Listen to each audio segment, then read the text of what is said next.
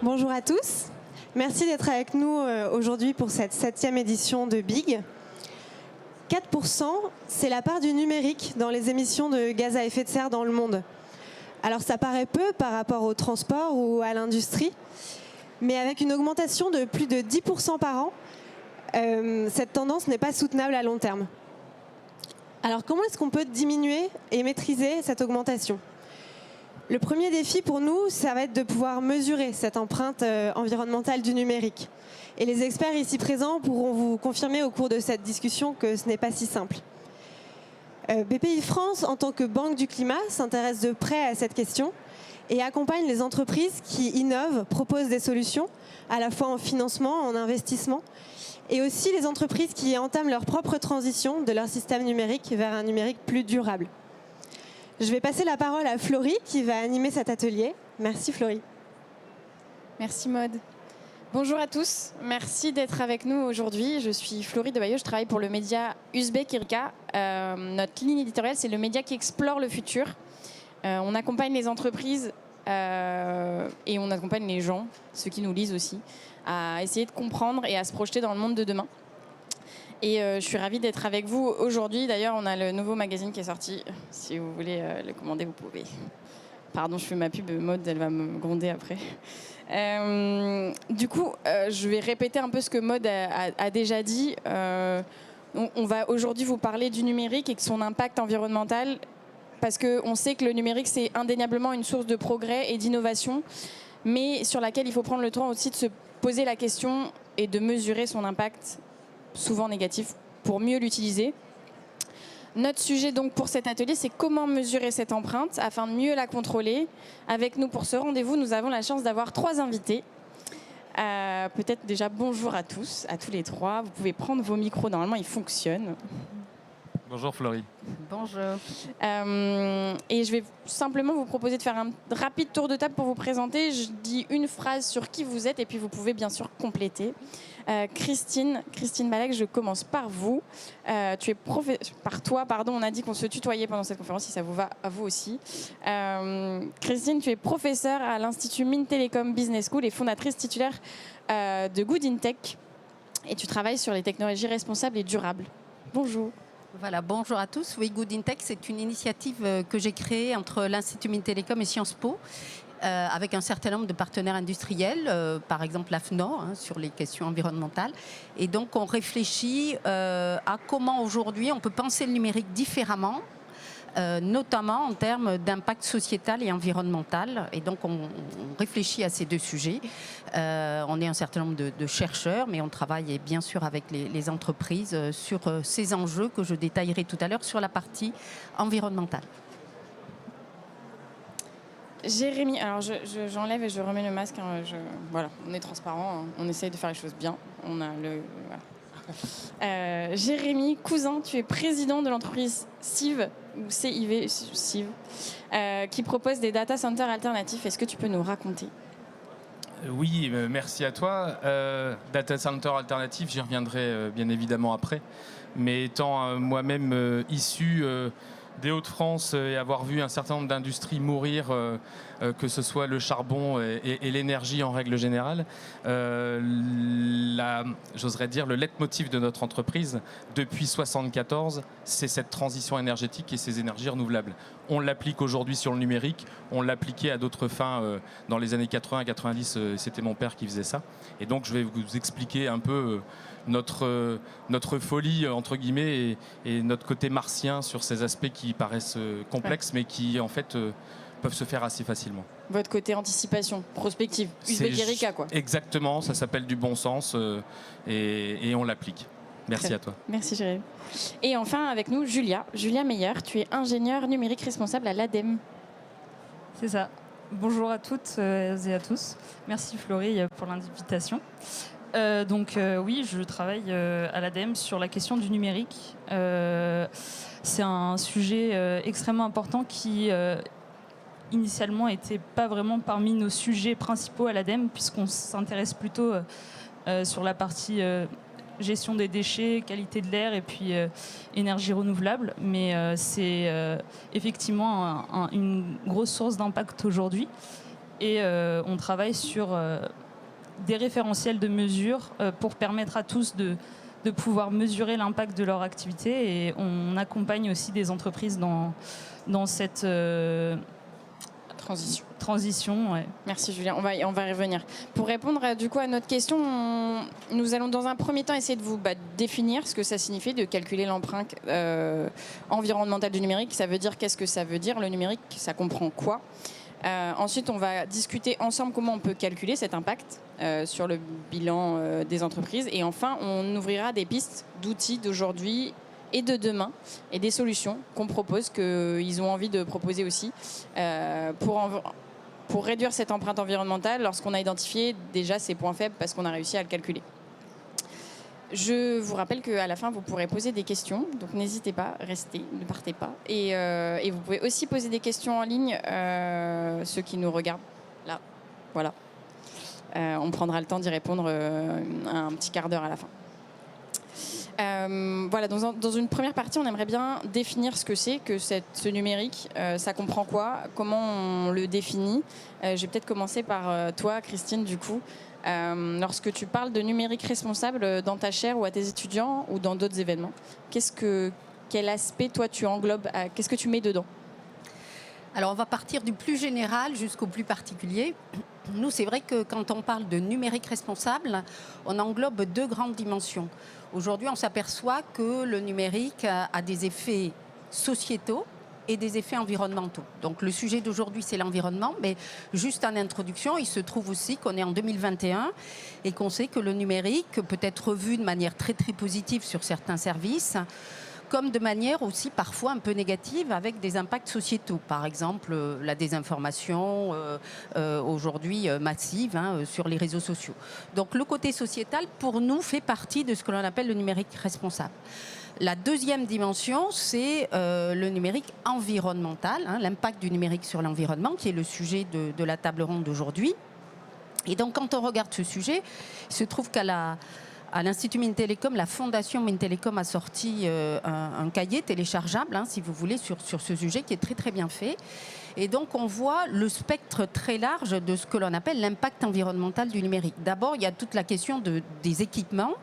Et ces équipements, que ce soit des ordinateurs, des téléphones, des tablettes ou autres, eh bien, ils sont fabriqués avec des minerais. On sait que les minerais sont rares. Et donc, il y a toute la question de comment on peut mieux gérer l'extraction de ces minerais. Donc là, on est vraiment dans les mines et dans l'extraction du minerai. Et comment on peut être plus responsable sur cette partie-là.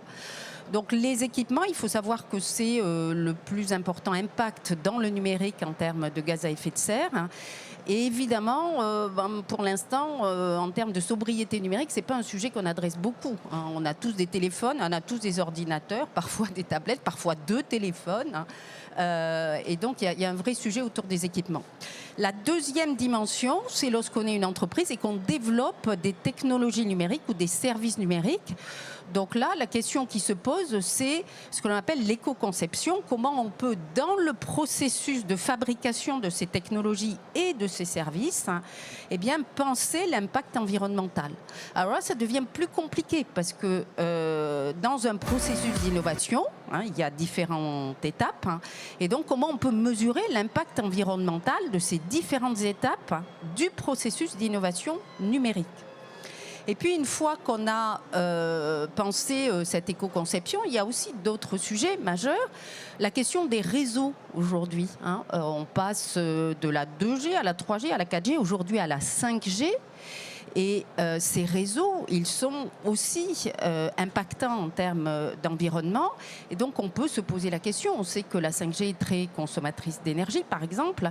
Et donc, dans cette course aux technologies du toujours plus, eh bien, à un moment donné, il faut se poser aussi la question de l'optimisation des réseaux en termes d'impact environnemental.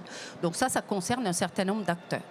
Et puis enfin, aujourd'hui, on est dans un monde de la donnée, tout est objet connecté, tout est dataïfié. Nous-mêmes, nous sommes dataïfiés avec la 5G. Nos clones numériques montent dans des clouds. Donc tout ça, c'est de la data. Et donc, qu'est-ce qu'on fait avec l'impact environnementale de la data. Donc j'y reviendrai tout à l'heure, mais il y a un cycle de vie de la donnée, il y a des data centers, ça sera évoqué bien sûr tout à l'heure, il y a des usages de ces données au travers de services numériques. Moi j'ai beaucoup d'étudiants et souvent les étudiants, je leur dis... Bon, les étudiants, ils ont quand même une fibre écolo aujourd'hui. Enfin, en tout cas, cette fibre environnementale, elle existe. Et je leur dis, mais vous dites toujours, il ne faut pas prendre l'avion. Mais quand on regarde une série sur Netflix toute une nuit, eh bien, on est bien au-delà de l'impact environnemental d'un aller-retour, par exemple, en France en avion. Donc, il y a aussi la question de la donnée, qui part donc de la collecte de la donnée jusqu'à la question des usages de ces données massives au travers de services numériques. Et donc l'enjeu majeur qui se pose aujourd'hui, c'est vraiment la question de la mesure. On voit à peu près les différentes dimensions du numérique, mais comment on fait pour mesurer l'impact environnemental de chacune des dimensions? Ça reste encore un enjeu.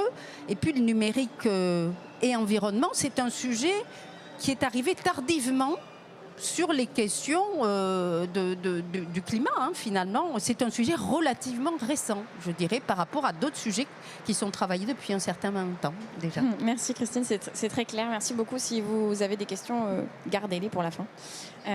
Julia, je me tourne vers toi parce que toi aussi, tu as une manière de définir ce que c'est qu'est le numérique. Vous accompagnez à l'ADEME des entreprises pour les sensibiliser sur l'impact du numérique.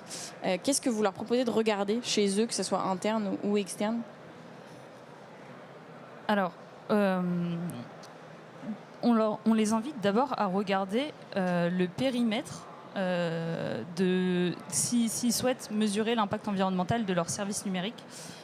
Et quand on parle de services numériques, on parle de l'ensemble des équipements, des infrastructures, des logiciels et d'autres services numériques qui constituent ce service. Et on les invite donc à regarder le périmètre, à la fois sur quels équipements sont mobilisés, donc quels équipements de leurs utilisateurs. On a les fameuses 3 briques utilisateurs, réseau et puis data center, donc quels sont les serveurs utilisés, etc. Un deuxième point dans le périmètre, c'est quels sont les indicateurs qu'on va utiliser pour mesurer l'impact environnemental d'un service. Parce qu'aujourd'hui, c'est vrai qu'il y a tout un focus sur l'indicateur réchauffement climatique, donc équivalent CO2, etc., qui est mis en avant. Mais le numérique, c'est aussi très important de regarder d'autres indicateurs comme l'énergie primaire qui est utilisée, à la fois l'énergie utilisée lors de la fabrication du matériel et l'énergie primaire, l'énergie utilisée pour la production de l'électricité lors de la phase d'utilisation des équipements. Il y a aussi l'indicateur consommation d'eau qui est extrêmement important. Et puis, je dirais l'indicateur presque le plus important, c'est la quantité de ressources naturelles non renouvelables qui est utilisée. Christine en a parlé. La quantité de métaux, par exemple, aujourd'hui, dans un smartphone, on retrouve autour de une 50aine de métaux différents. Donc c'est un deuxième point sur lequel on les invite à faire très attention. Et puis un dernier point, c'est le cycle de vie. Christine l'a mentionné aussi. Le fait de regarder vraiment toutes les étapes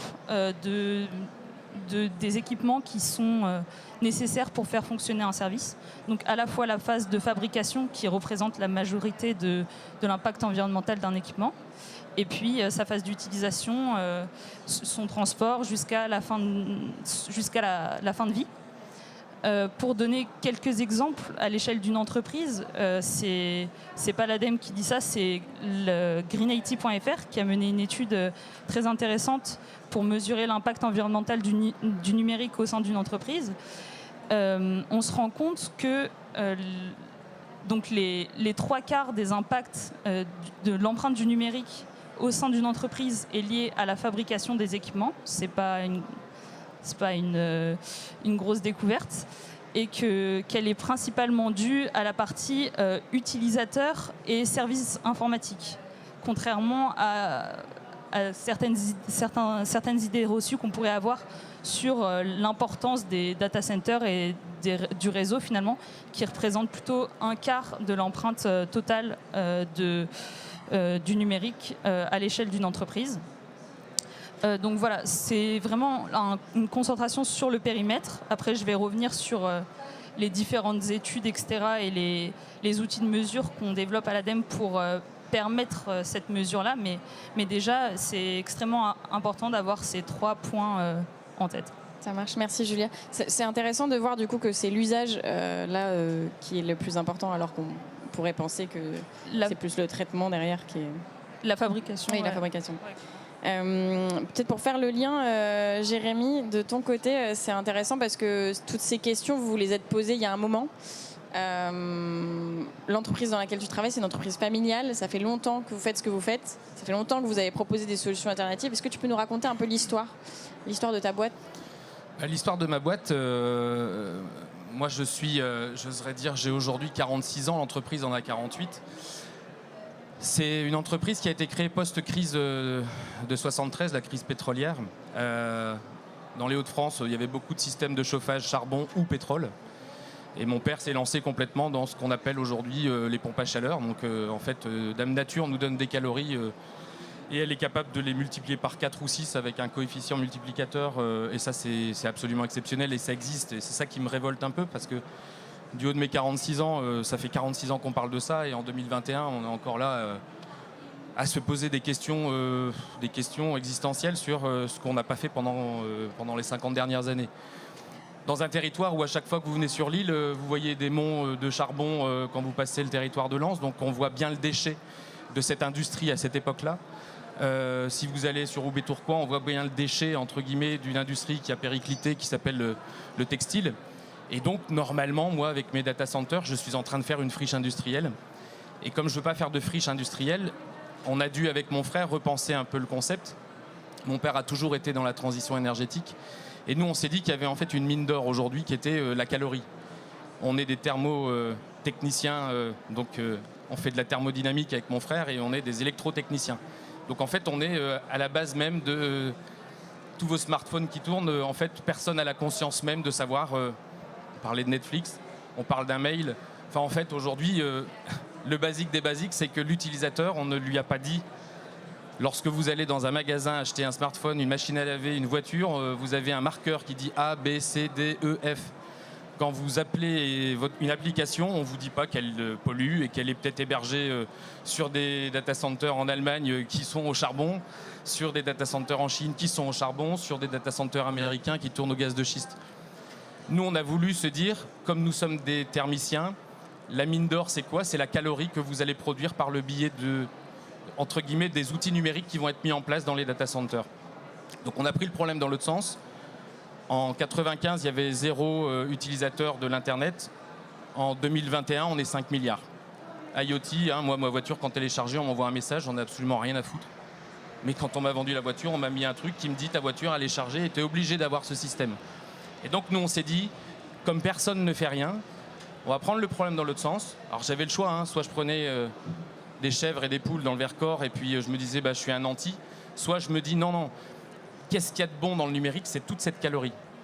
Dans un territoire qui est dans les Hauts-de-France où on a une température moyenne de 14 degrés, ce que l'on défend aujourd'hui comme étant absolument exceptionnel, il faut quand même savoir que j'ai 4 degrés d'écart entre Lille et Paris et quand je vais commencer à aller utiliser Dame Nature pour récupérer du froid, que je ne vais pas rejeter dans Dame Nature.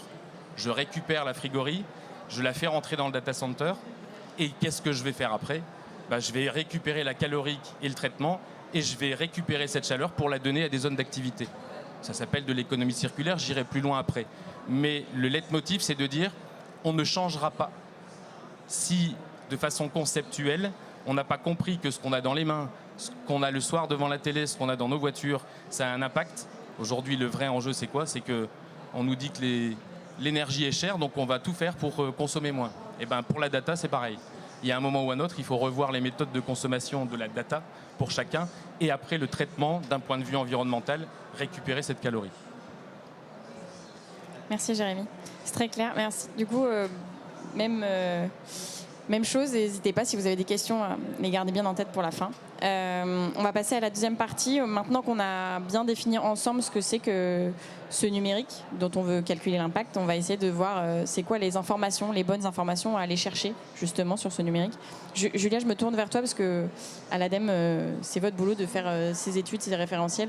Est-ce que tu peux nous raconter un peu ce que vous proposez pour identifier les causes, le coût environnemental de ces services?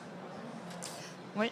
Alors c'est vrai que le numérique, c'est un secteur qui est relativement nouveau, donc les outils de mesure finalement, il y en a assez peu aujourd'hui, il y en a de plus en plus, mais les deux gros enjeux aujourd'hui, c'est d'avoir à la fois des référentiels officiels et puis de la donnée qui soit fiable, sur lesquels puissent s'appuyer ces nouveaux outils de mesure, et de la donnée qui soit aussi relativement récente, parce que c'est un secteur en constante évolution. Donc en fait, les nouveaux outils qui apparaissent aujourd'hui, ils sont principalement basés sur l'indicateur d'équivalent CO2 dont je parlais tout à l'heure, et puis ils ne regardent pas forcément l'ensemble du cycle de vie, ce qui est tout à fait normal en fait, parce qu'on manque de référentiels et de données sur lesquelles ces outils peuvent s'appuyer pour se construire.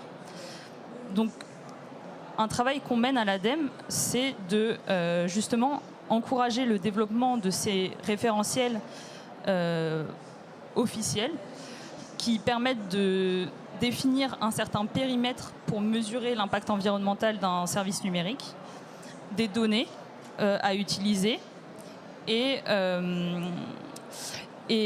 voilà, on a par exemple, pour vous donner un exemple très concret, à partir de 2022, les opérateurs de téléphonie vont devoir dire à leurs abonnés, voilà, vous consommez 4 gigas de données par mois et en équivalent CO2, ça correspond à tant. Donc plutôt que de laisser chacun faire un peu son outil de mesure à sa sauce et dire moi, ma partie du réseau, elle est moins impactante, etc. On a travaillé sur un référentiel qui permettait de définir vraiment quels équipements prendre en compte du réseau, jusqu'à quelle étape du cycle de vie pour chacun de ces équipements de réseau. Il y a des nouvelles technologies qui arrivent comme la 5G, comment on prend ça en compte, quelles données on va prendre. Donc là, on va s'accorder sur des données. Orange possède une grosse partie du réseau, donc les nouveaux opérateurs qui arrivent, comment on fait cette répartition entre les opérateurs. Donc vraiment, on travaille sur des référentiels comme ça qui permettent de réellement pouvoir comparer un service avec un autre basé sur la même chose. Un autre exemple, on a travaillé on a financé dans le cadre d'un appel à projet qui s'appelle Perfecto, un projet qui s'appelle Négaoctet, qui permet de définir justement un référentiel pour mesurer l'impact environnemental d'un service numérique et associer à ce référentiel une base de données qui permet d'utiliser le référentiel. Donc à la fois des données d'impact sur les équipements qui sont en jeu, et puis des données un peu plus génériques sur un service numérique, je sais pas moi, une requête, l'envoi d'une requête internet ou l'utilisation d'une machine virtuelle, etc. Donc ces données-là, c'était un travail qui a commencé en 2018 et qui s'est terminé le mois dernier, et qui va permettre justement d'augmenter le nombre de données sur lesquelles pourront s'appuyer ces nouveaux outils qui se développent. Et donc voilà, c'est un des projets qu'on a menés. Mais il reste encore énormément de référentiels à bâtir. Et je reprends ton exemple de tout à l'heure sur les applications, le fait de ne pas savoir ce qu'il y a derrière. Aujourd'hui, ce serait génial de pouvoir regarder une vidéo et de se dire quel est mon impact là à l'instant T. Il y a Netflix, par exemple, qui a sorti son outil de mesure pour dire moi, quand on regarde une vidéo sur ma plateforme, vous avez un impact de temps d'équivalent de CO2. Mais encore une fois, c'est leur système de mesure. Si on ne regarde pas quel est le périmètre qui est identifié, quels indicateurs sont en jeu, quel est le cycle de vie, etc. Chacun peut un peu faire ça. C'est déjà un bon progrès, mais du coup, c'est difficile de comparer deux services qui proposent la même chose. Donc voilà, tout ça pour dire qu'on propose aussi un appel à projet pour encourager des acteurs d'un même secteur, comme le streaming ou la blockchain ou d'autres secteurs, à justement se mettre autour de la table et construire ensemble des référentiels pour pouvoir comparer une carotte avec une carotte. Merci, c'est très clair. Merci beaucoup. Jérémy, du coup, peut-être pour rebondir sur ce que Julia disait, c'est intéressant que tu nous racontes aussi ta techno et quand vous avez proposé Alternative Data Center, qu'est-ce qu'il y avait derrière et comment vous le mesurez, quoi. En fait, c'est le paradoxe de la mesure.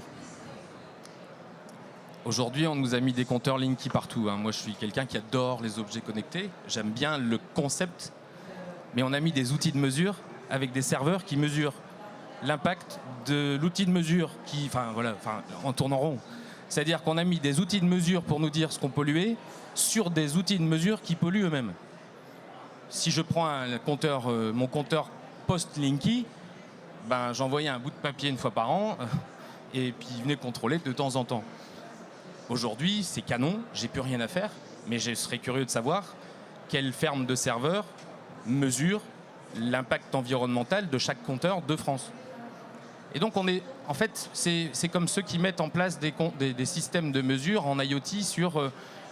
on a perdu 100 000 litres d'eau là-bas. Mais on a fait tourner pendant 365 jours des serveurs pour voir... Voilà. Donc nous, on s'est dit, encore une fois, c'est quelque chose qui n'est pas franchement... alors la mesure est importante. À quel endroit je mets cette mesure? Quand les outils de mesure, et je prends souvent le cas dans une entreprise, quand on va dans les entreprises, donc post-2000, on construisait des data centers et des salles informatiques dans les entreprises. Pré-2000, il y a eu Internet, et donc on a construit les alternatives data centers. Alors, le mot alternatif était important puisqu'on s'est dit, ce que l'on va faire, c'est aller dans les entreprises, mesurer l'impact. Il faut quand même savoir que dans toutes nos entreprises, qui sont entre, selon la région et l'envie de travailler, 35 et 50 heures par semaine, au sein d'une organisation, vous faites tourner une salle informatique 168 heures par semaine pour 35 heures d'usage. C'est comme si on n'avait pas de clé à nos véhicules et qu'on les laissait tourner tout le temps. On a prouvé aux entreprises qu'on pouvait diviser de 60% la facture énergétique d'un siège social en sortant la salle informatique et en la mettant dans un data center efficient. L'alternative, c'était quoi? C'est que si je prends, j'oserais dire, le nombre de data centers sans citer personne, le principe même de facturation d'un data center, c'est le mètre carré, comme un hôtel, 1 étoile, 2 étoiles, 3 étoiles, 4 étoiles. En fonction de l'étoile, le prix du mètre carré est plus cher. Et après, c'est le revenu sur l'énergie vendue. J'ai deux façons de voir les choses. Si je vous dis, est-ce que Total apprécie Tesla? Ils vendent du pétrole? Pas trop. Dans un data center, le paradoxe, c'est qu'aujourd'hui, nous, le défi qu'on s'est donné, 2010, et je pense qu'aujourd'hui tout le monde sait quelles sont les augmentations du prix du gaz, de l'énergie électrique et du pétrole. Depuis 2010, on n'a pas augmenté d'1 centime le coût de l'énergie.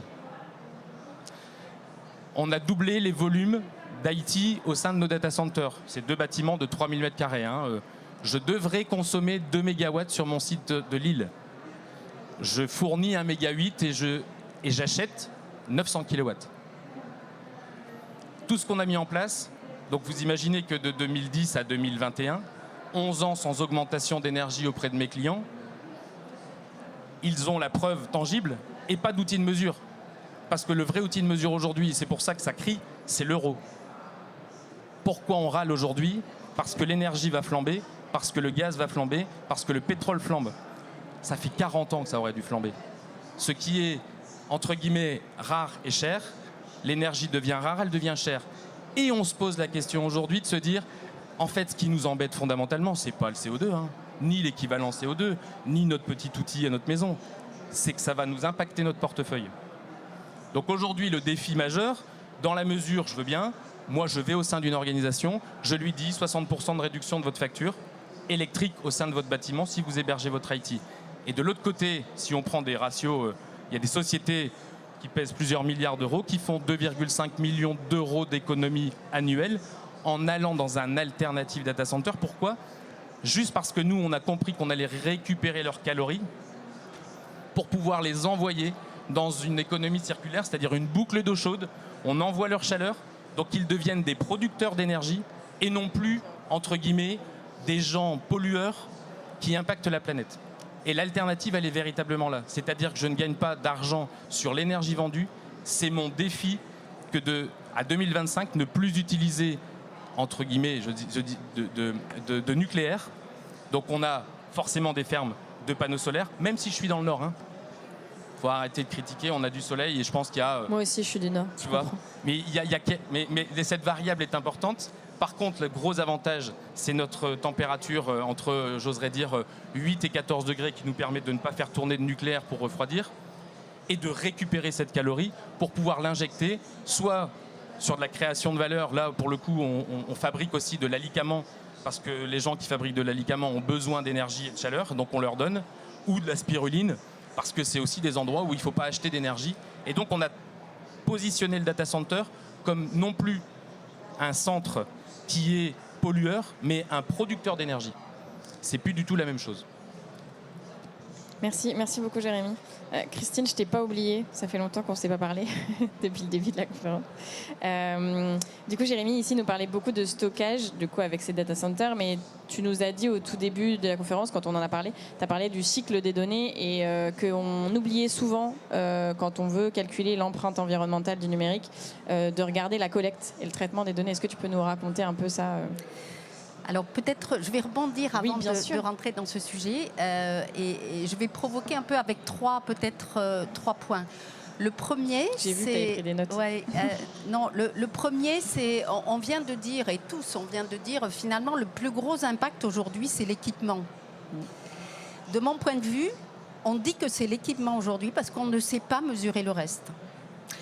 Mais quand on saura mesurer l'ensemble de ce qu'a dit Julie et de ce que a dit Jérémy, eh bien, je pense qu'on aura une vision tout à fait différente de l'impact environnemental. Un exemple, il se trouve qu'il y a une société du luxe, hein, une grande société de luxe en France, qui a essayé de calculer ses impacts environnementaux. Eh bien, le deuxième impact environnemental de l'ensemble de ce qu'elle a trouvé dans sa société, c'est la publicité numérique qu'elle fait, à savoir la diffusion des images, des vidéos, etc., sur tous les réseaux sociaux avec un impact majeur. Juste un exemple. Et donc probablement, juste pour dire que d'ici quelques temps, quand on aura identifié tous ces points et mesuré tous ces points, on aura aussi une vision un tout petit peu différente. Le deuxième point sur lequel je voulais rebondir par rapport à ce que disait Jérémy, c'est qu'il faut absolument qu'on bouge en France sur ce sujet et on est tous là pour le faire et vous êtes nombreux en ligne ou ici présents. Pourquoi ? Parce qu'il ne faut pas perdre cette bataille. Aujourd'hui, cette bataille du numérique vert, les GAFAM, les fameux GAFAM, hein, Google, Facebook, Apple, toujours les mêmes, Microsoft, Amazon, eh bien, s'en sont sérieusement emparés. Facebook fait des data centers qui chauffent un certain nombre de villes dans les Pays-Bas, etc., etc. Et donc, nous, on est un peu en retard par rapport à tout ça et on ne peut pas se laisser dépasser, encore une fois, par des Américains, voire des Chinois sur le sujet. Et enfin, le troisième élément que je voulais signaler, c'est que comment on fait ? Il y a plein d'acteurs, hein, il y a des acteurs entreprises qui proposent des solutions et il y en a beaucoup en France. Il y a des organismes comme l'ADEME, il y a AFNOR aussi. Moi, je fais partie d'un groupe de travail où on travaille sur l'impact aussi des services numériques. Bon, il y a des initiatives comme Good in Tech ou autres, mais il y a Green IT. Enfin, il y a toute une dynamique quand même en France et beaucoup de choses qui sont déjà faites sur lesquelles vous pouvez vous appuyer quand même pour aller un peu peu plus loin et le collectif permet très vite d'aller plus loin et puis des appels à projets de type BPI. Voilà.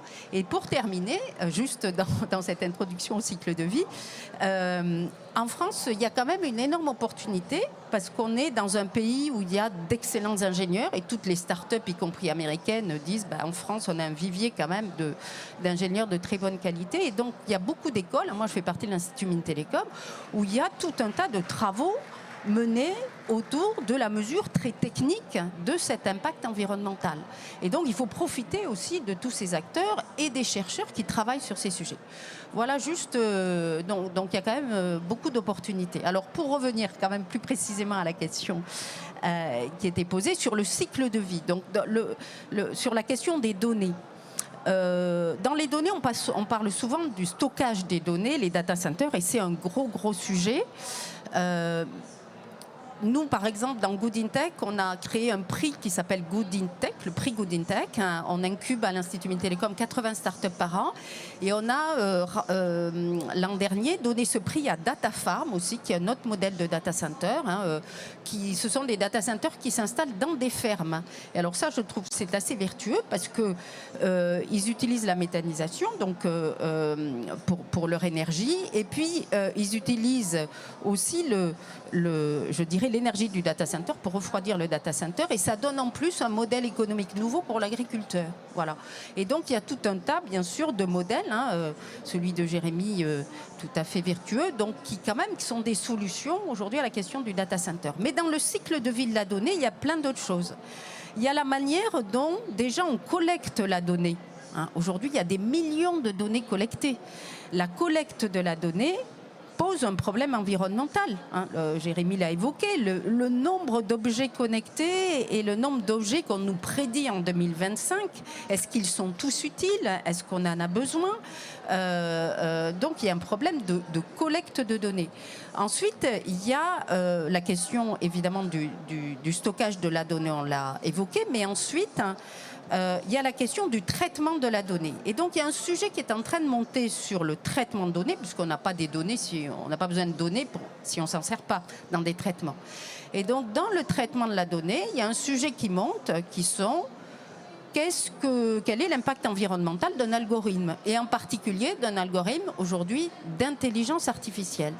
Il y a quand même des publications scientifiques qui sont en train de sortir, 2020, 2021, qui montre l'une de ces publications la plus connue, c'est une publication du MIT, qui montre que l'apprentissage d'un algorithme de traitement de langage a un impact carbone bien plus important qu'un cycle de vie de 5 voitures, etc. etc.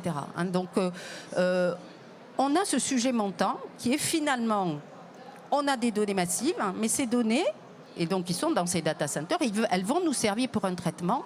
Et on est dans ces réflexions sur, aujourd'hui, il faut intégrer cette part de traitement de la donnée, traitement par des algorithmes. Et là, pour le coup, par exemple, les algorithmes de deep learning ou de machine learning, il y a des réseaux de neurones. Et il y a aussi des recherches qui sont menées aujourd'hui pour réduire le nombre de neurones, pour essayer d'avoir dans le programme lui-même de machine learning des choses un peu moins complexes. Et enfin, donc, dernier élément, c'est la question de l'usage. On l'a évoqué, je ne vais pas y revenir dessus, mais j'ai parlé de publicité. C'est un sujet, nous on travaille beaucoup ce sujet, ça nous intéresse beaucoup dans la chaire parce qu'on pense que c'est à la source de nombreux problèmes du numérique, la désinformation en particulier en ligne, mais aussi les questions d'environnement. Et donc il y a des sujets d'usage numérique fait par l'entreprise sur lequel, à partir de données, sur lequel il faut se poser des questions d'impact environnemental. Alors ça, c'est des sujets vraiment nouveaux,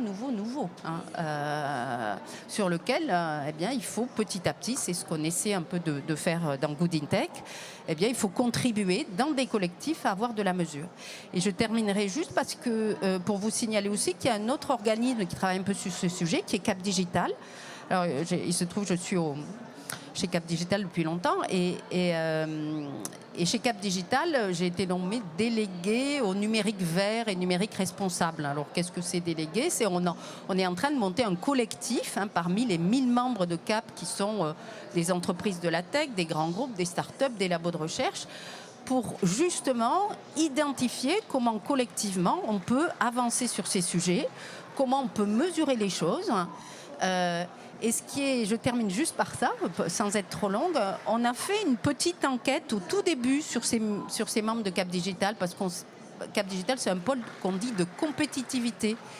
Et on s'est dit, bon, finalement, les entreprises, est-ce qu'elles sont partantes ou est-ce que c'est compliqué de gérer à la fois numérique vert, responsable et compétitivité? Eh bien, les résultats ont été... Moi, j'ai été très étonnée des résultats. Plus de 75% des membres ont dit non, c'est pas un problème de concilier aujourd'hui numérique vert, numérique responsable et compétitivité sur nos marchés.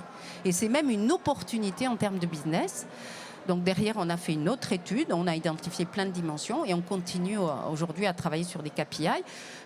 Voilà, je pense qu'on est au début de toutes ces démarches et qu'il y a un tournant dans les entreprises pour la prise en compte de ces sujets qui sont quand même des sujets majeurs. Merci Christine. Peut-être qu'on peut interroger aussi Jérémy côté Cap Digital pour avoir son exemple de sa société. Merci beaucoup. On va passer sur notre dernière partie. Chez Uzbek Erika, on aime bien toujours terminer sur un moment où on se projette. Puis je rebondis sur ce que tu disais, Christine. On prend conscience de comment il faut mesurer et après, qu'est-ce qu'on fait? Comment on fait pour changer une fois qu'on a identifié nos sources de problèmes, nos failles? Julia, peut-être que c'est vers toi que je vais me tourner. Si tu nous racontais un peu, Negaoctet tout à l'heure, le projet que vous portez à l'ADEME de référentiel. Qu'est-ce que vous dites après aux entreprises une fois qu'elles ont ce référentiel, une fois qu'elles font le bilan, qu'elles ont l'impression de savoir mesurer? Qu'est-ce qui se passe? Comment on contrôle un peu cet impact environnemental du numérique? Ouais. Alors c'est vrai que la mesure, c'est extrêmement important et le projet Negaoctet peut nous aider... peut aider une entreprise qui a envie de mesurer l'impact environnemental d'un service numérique. Mais ça sert principalement à identifier où se trouvent les gros cailloux, si je peux dire, où se trouve l'impact. Et évidemment, c'est juste un point qui doit s'inscrire dans une démarche qui est bien plus globale. Donc à partir de ces gros impacts qu'on a identifiés, déjà on peut identifier des pistes d'action. Donc quand je parlais tout à l'heure des 3/4 des impacts au niveau d'une entreprise qui étaient dus à la fabrication du matériel, ça peut tout de suite nous faire penser aux actions. Je vais allonger la durée de vie de mes équipements, je vais me tourner vers du reconditionnement, vers du matériel qui a un certain label qui me garantit de diminuer des impacts à tel ou tel moment de la fabrication de ce matériel. Mais c'est en effet qu'une étape dans une démarche qui doit être vraiment globale d'éco-conception et de sobriété. Ça commence réellement par le besoin en fait, qui est à identifier. Si je rebondis sur ce que tu disais par rapport à la donnée, en effet, un système d'entraînement d'une IA va être extrêmement coûteux au moment de son entraînement initial. Mais quand on regarde par exemple l'impact environnemental de ce service-là, on va certainement se rendre compte que c'est la partie fabrication des équipements nécessaires pour entraîner l'IA qui a le plus d'impact, mais le besoin initial est-ce que j'ai besoin de cette IA, comment est collectée la donnée, va en fait impacter le nombre d'équipements qui seront nécessaires ensuite à cet entraînement-là. Donc finalement, la mesure, elle arrive après la définition du besoin même. Et je vais rebondir sur la partie éco-conception. Donc, pour dire deux mots sur les aides qu'on a aujourd'hui à l'ADEME pour faire de l'éco-conception. pour les entreprises qui ont identifié justement un réel besoin et qui ont identifié que c'était un service numérique qui répondrait à ce besoin. Donc déjà, il faut être arrivé jusqu'à cette étape-là. On propose des aides à la fois pour les très petites entreprises, moyennes et grandes entreprises pour faire de l'éco-conception. Donc à la fois les premiers pas en éco-conception pour se faire accompagner par un bureau d'études et faire une première mesure, et des études en éco-conception jusqu'à la mise en œuvre des actions qui auront été identifiées à la suite de cette première évaluation environnementale. Mais ce qui est important de retenir, je pense qu'on l'a tous en tête, c'est que l'éco-conception, c'est vraiment une démarche qui est itérative. Donc, je crois que c'est le pôle éco-conception qui avait défini 4 niveaux d'éco-conception qui part des petites améliorations de l'optimisation jusqu'à vraiment la redéfinition du service en lui-même.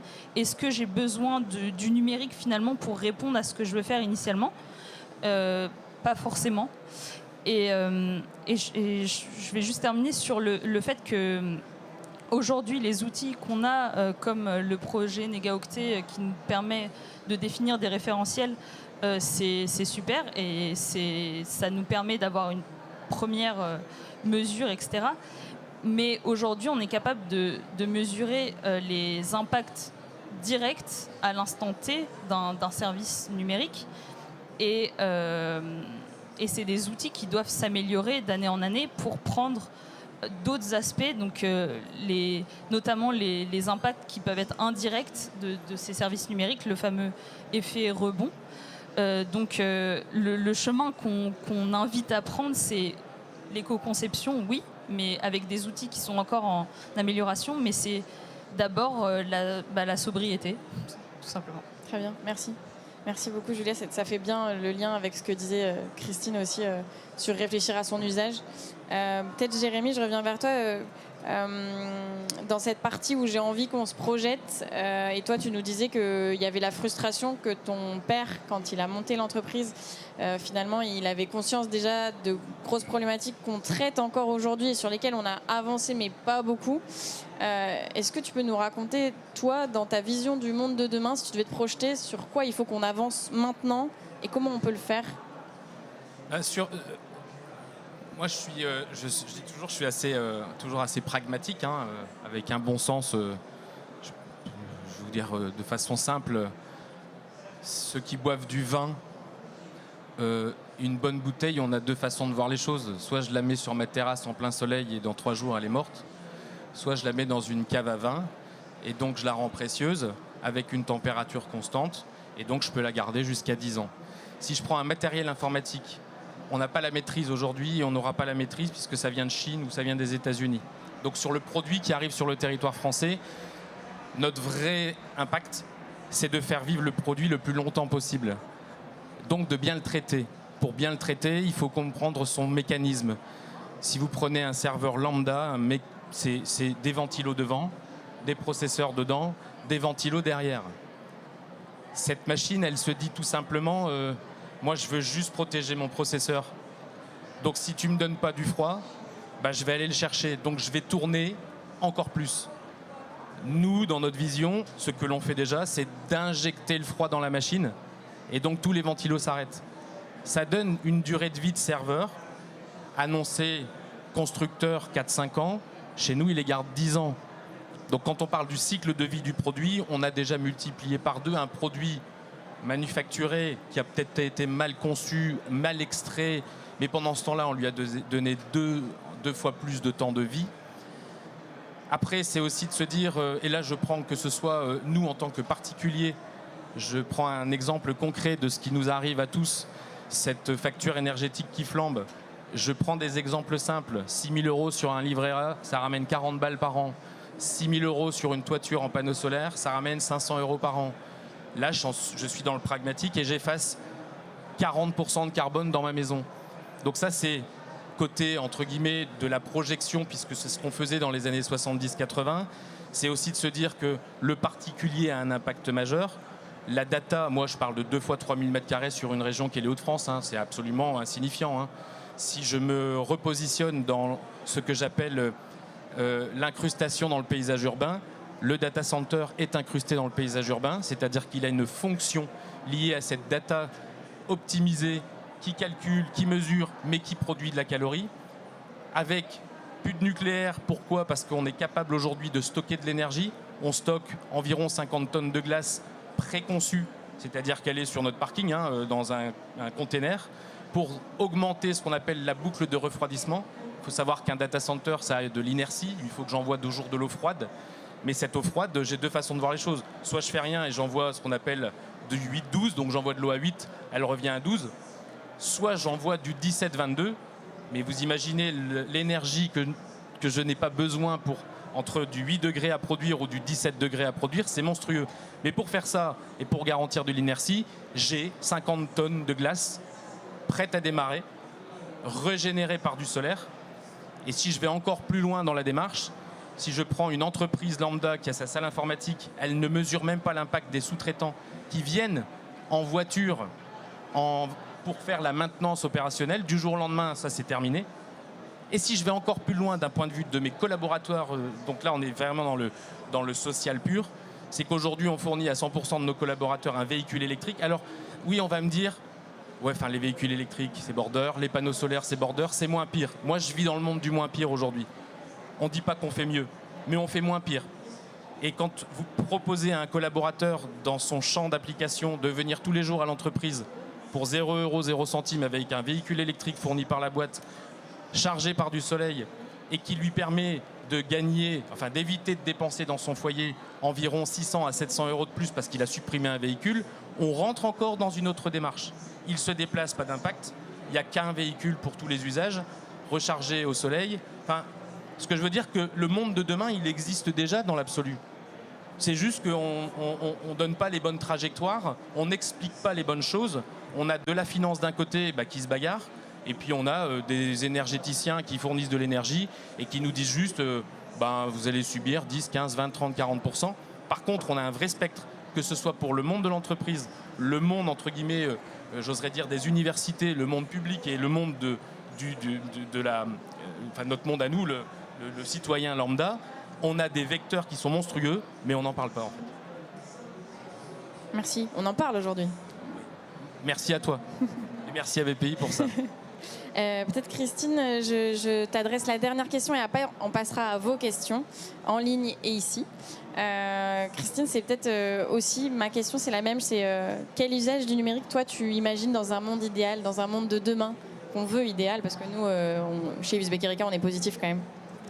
Alors nous, c'est vraiment la vision Good in Tech. Hein. C'est pour ça qu'on a appelé ce projet, en fait, cette initiative Good in Tech. C'est un clin d'œil à Tech for Good, parce que Tech for Good, qui est un courant très, très fort aujourd'hui, c'est développer des technologies pour répondre aux problèmes sociétaux. Et il y a beaucoup d'économies sociales et solidaires, mais nous, on dit que ce n'est pas suffisant. Il faut du Good in Tech, c'est-à-dire de la technologie pensée avec des impacts positifs. Et donc, Good in Tech, je redis ce que j'ai dit au début, c'est comment on peut aujourd'hui développer des technologies, penser ces technologies avec impact positif sociétal. Donc là, par exemple, nous, on mesure pour une technologie donnée les impacts sur les 17 ODD. Et puis ensuite, comment on peut avoir des technologies sur lesquelles on a réfléchi, bien sûr, sur l'impact environnemental. Là, c'est un chantier qui est quand même beaucoup en cours. Mais il faut absolument aller vers ce qu'on appelle Good in Tech ou cette innovation numérique responsable. Et donc, juste pour terminer, pour ça, ça dépend des organisations. Et donc, nous, on a un axe dans Good in Tech qui est l'axe RSE, l'axe mesure. Comment aujourd'hui on peut avoir des mesures sur ces deux dimensions, impact sociétal et environnemental, remonter dans la RSE, mais sans que ce soit juste de la communication, et ça c'est évidemment très très important, mais comment on peut piloter aussi sa RSE à partir d'indicateurs sur ce numérique, indicateurs sociétal et environnemental, comment on peut se donner des objectifs. Et pour terminer, il faut une organisation, c'est-à-dire il faut une stratégie. Il faut que ça soit dans la stratégie de l'entreprise, le numérique responsable et environnemental. Donc ça peut être entreprise à mission, ça peut être, j'ai vu aussi des coopératives se lancer. Enfin bon, bref, il peut y avoir une structure juridique. En tout cas, il faut que ça soit dans la stratégie, il faut que ça soit porté par la direction au niveau des territoires et que ça soit porté par des élus. Deuxième niveau, c'est il faut travailler sur tout ce qu'on a dit, c'est-à-dire les spécificités du numérique. Troisième élément, il faut des gens responsables dans l'organisation, sinon ça ne va pas avancer.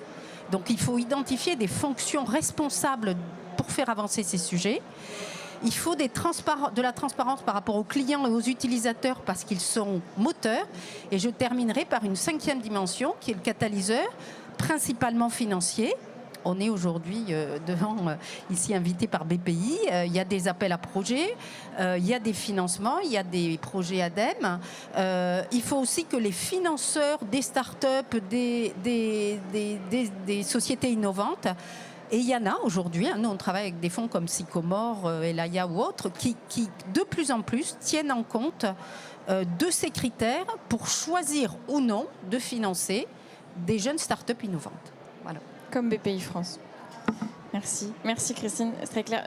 Jérémy. Je voulais juste dire un truc, parce que c'est vrai que c'est important, mais si en 2009, quand on a eu notre projet, on n'avait pas eu Oseo en 2009, BPI aujourd'hui, on n'aurait pas fait ce projet. Et ça, j'insiste fort parce que, en fait, en tant qu'entrepreneur, c'est quand même 300% de croissance dans une entreprise qui avait 15 collaborateurs, on est 50 aujourd'hui.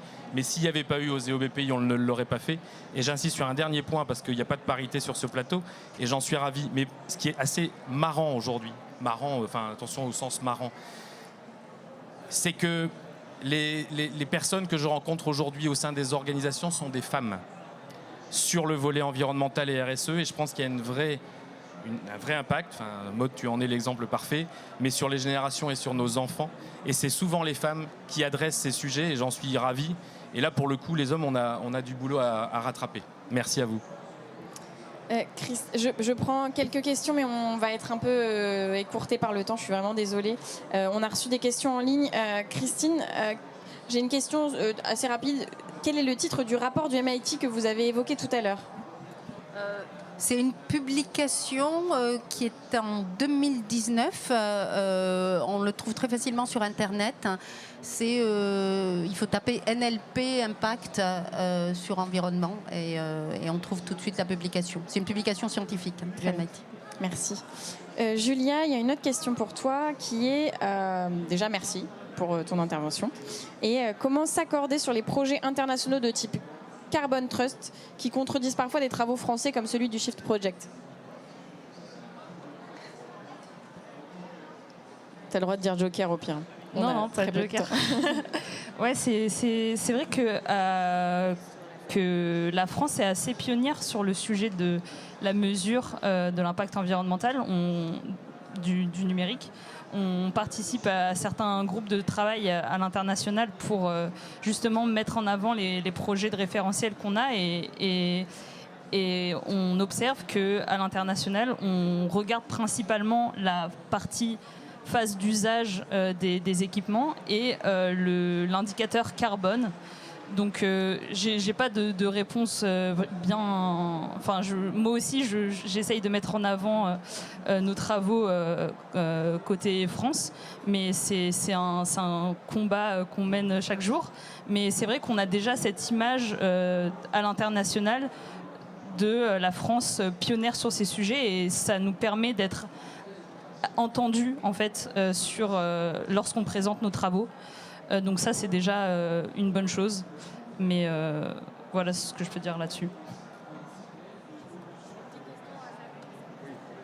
Bonjour à tous, Jean-Yves Orcel, moi je suis patron de start-up, une start-up qui s'appelle SGID, qui est portée par Cap Digital et puis Systématique, sur un concept de déchetterie 4.0, de déchetterie de nouvelle génération.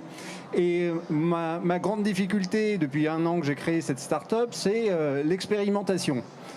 J'implique les acteurs de l'économie circulaire, je crée une monnaie locale, j'utilise la blockchain. Et ma grande difficulté, c'est vraiment trouver un territoire sur lequel je vais pouvoir m'exprimer. Est-ce que vous avez des idées pour pousser nos politiques à dire banco, on fait des expérimentations? Pourtant, c'est passé à l'Assemblée nationale récemment et malgré tout, ça coince toujours. Alors, je vais être un peu direct, mais sur les politiques, il faut arrêter de croire. Aujourd'hui, c'est des gens qui font de la régulation au niveau national. On est des créateurs d'entreprises et dans la logique aujourd'hui, moi, je n'ai pas un politique qui m'a aidé peut-être à arriver sur un territoire, mais surtout pas à développer mon entreprise. L'idée, et ça, c'est les vecteurs. Les vecteurs, c'est bien évidemment ces réseaux, les réseaux de dirigeants, et c'est surtout, c'est les rencontres opportunistes entre dirigeants pour dire moi, ça, actuellement, on travaille sur une société et on met en place des portes vertes dans nos data centers. Donc, on repeint des portes pour ceux qui éteignent avec des systèmes d'extinction automatique des VM des serveurs et donc ils consomment encore 2 fois moins.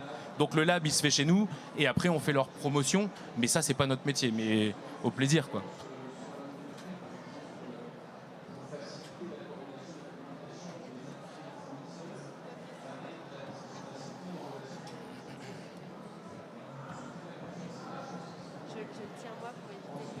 Ouais. Ah, pardon. Oui, bonjour, Jacques Perret-Laperne.